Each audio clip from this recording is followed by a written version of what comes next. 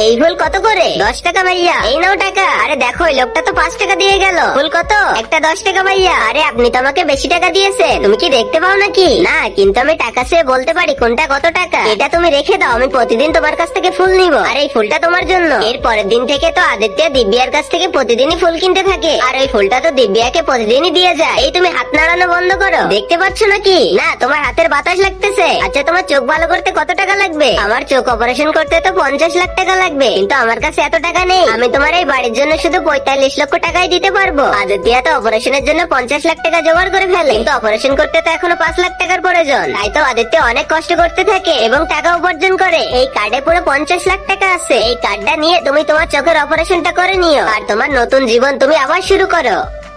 ভাইয়া দেখো, ওই মেয়েটা আবার ফুলের দোকান দিয়েছে। দিব্যাকে আদিত্য অন্য একটা ছেলের সাথে দেখে আদিত্য সেখান থেকে চলে যায়। এটাই তো মনে হচ্ছে সেই ছেলেটা যে আমার জন্য 50 লাখ টাকা দিয়েছিল আমার চোখের অপারেশন করার জন্য। দিব্যা তো আদিত্যকে খুঁজতে থাকে, কিন্তু আদিত্য তার থেকে লুকিয়ে